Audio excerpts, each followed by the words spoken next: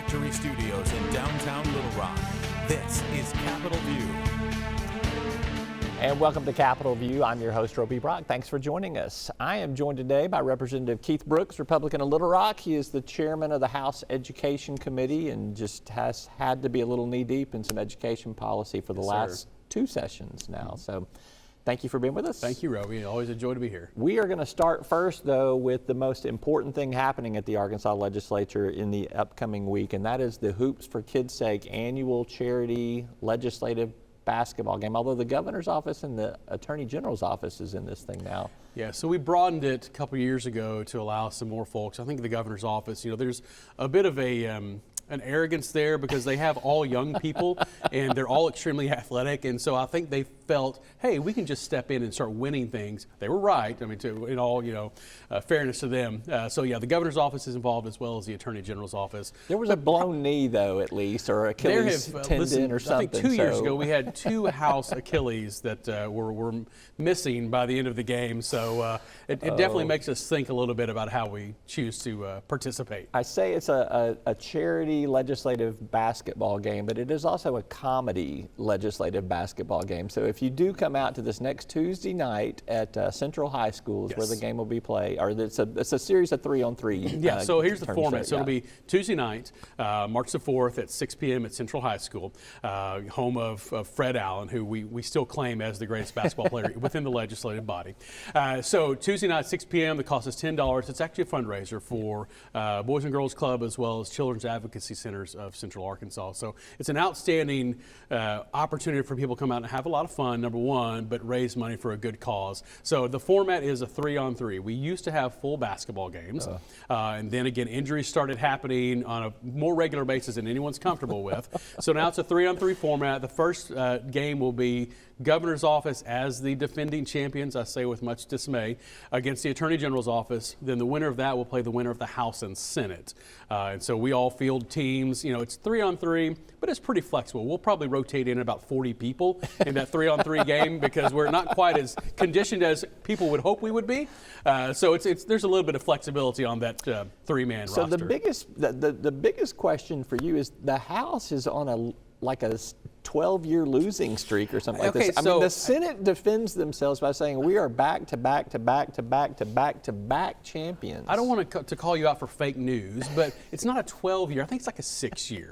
Either way, it's not really comfortable for me to talk about. So yes, there definitely has been a lot of success on the Senate side.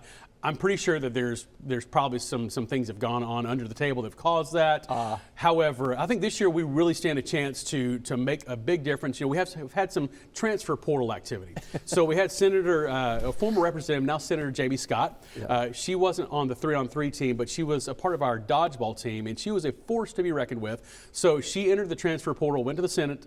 However, we were able to get former representative and now new representative again, Tracy Steele from North Little Rock. Who was quite a good basketball player. A pretty unknown fact is that, circa early 80s, he played for the Rice Owls, tearing up the Southwest Conference.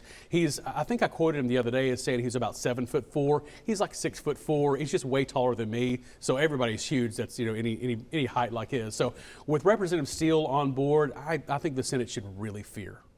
Well, we'll see. I got Senator Bart Hester coming in a little bit later in the show, and we'll find out if he is fearful. I got a feeling he's not going to be, but we'll see. That's fine. We'll let our performance stand up for ourselves. So. Well, stand up is the right word that I would use. Stand up. There won't be a lot of running. It'll be mainly just standing. Yes. All right. Let's talk in the few minutes we have left about a little bit of policy. The Access Act, the governor's higher education bill. It still hasn't been heard in committee yet, but it is coming soon. I think it's had some amendments added so to it. Access is going to be coming soon. And again, it's just a continuation of the governor's vision of really trying to transform education here in the state of Arkansas. Obviously, we have Arkansas Learns, which I ran last session with a lot of really outstanding opportunities to improve what we're doing K through 12.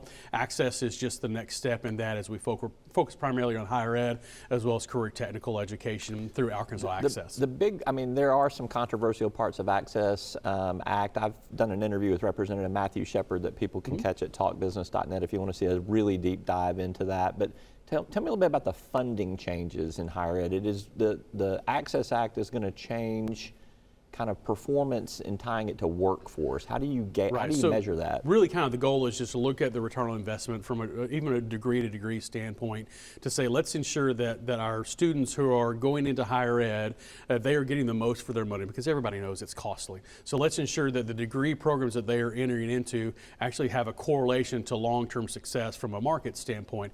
And so we're going to look at that ROI from the perspective of the most highly rated degrees that can ensure success for our students, because ultimately we know that when a student chooses to do higher ed or when they choose to do career technical education, we want to make sure that they are employable and ready to go from day one once they step out. So how do colleges and universities how does their funding how will it be affected by how successful they are with meeting that ratio that you're talking about? So part of the goal there is to just ensure that colleges and universities are also looking at what's most effective in terms of their graduation rates in long term. Because when you look back at really higher ed as well as K through 12 education, some of our biggest issues are, is everyone really prepared? And so how do we correlate the dollars that flow to the programs that are going to them with the success of it? And so they'll have the chance to kind of look at the metrics that are part of Access and the funding mechanism long term to say, all right, we know that this program is successful for our students. Let's continue to support this. Maybe we should look at changing this in a way that more impacts a student's long term employability. All right, in the minute that we have left, let's talk about what's going on with K through 12 funding. There are going to be some changes to the formula that money goes to the public schools. Sure. Tell me what's and so that's the adequacy process, which is about a 10-month process in the interim, which we came out of in November, had a joint recommendation from House and Senate Education Committees to increase an average of 2.48% this coming year and the following year. It's really the strongest increase in public school funding we've had since we have had the adequacy process in place. What's that in money, dollar-wise? I believe the state, I don't have it in front of me, but I believe the state portion is about $160 million or so increase in new money to public schools. And again, from their perspective, it continues to support what we're doing as a legislative body, which is putting the student first and making sure that we support what their mission is on a day-to-day basis. All right, he's Representative Keith Brooks. He is the chair of the House Education Committee, Republican from Little Rock. Thank you for being here. Thank you, Roby. I appreciate you. And good luck Tuesday night. Thank you, sir. Just my good luck to you is I hope you don't pull a muscle. That's as long as I come out walking, I think I'm all good. All right. We're going to be back with Senator Bart Hester later in the show. Stay with us.